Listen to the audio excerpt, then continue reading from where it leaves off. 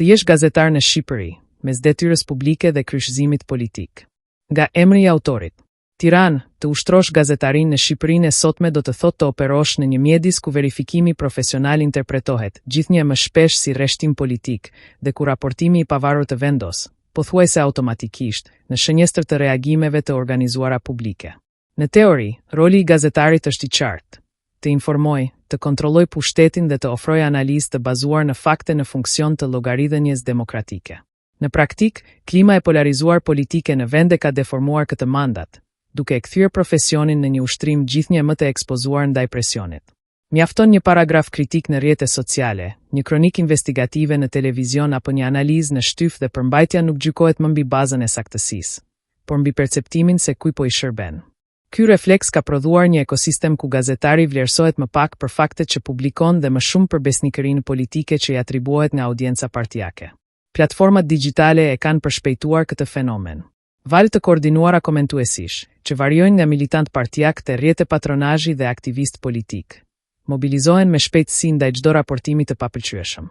Argumenti zëvendësohet nga denigrimi, kundërshtimi faktik nga sulmi personal. Pasoja është degradimi i debatit publik.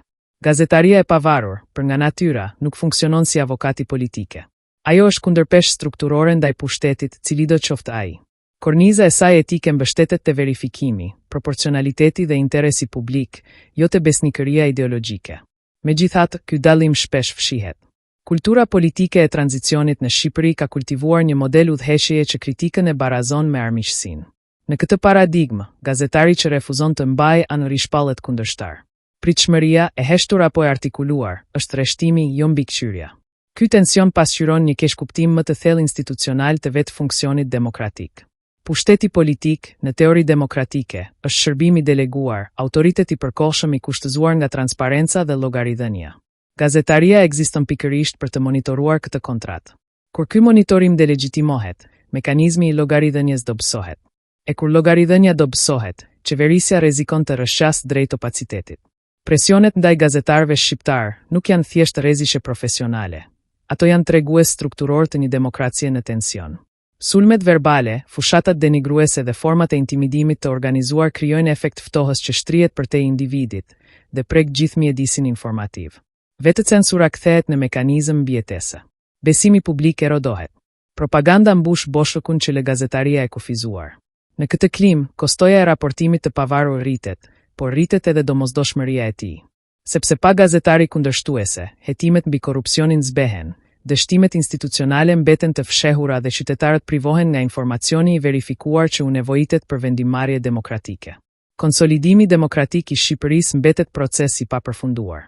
Liria e medias, jo vetëm në ligj, por në praktik, është themelore për maturimin e tij. Që gazetaria të funksionojë siç duhet, kritika duhet të normalizohet, jo të kriminalizohet në retorik publike.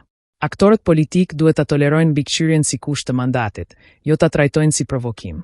Ndërsa publiku duhet të dallojë mes raportimit që sfidon bindjet e tij dhe raportimit që shkel standardet profesionale.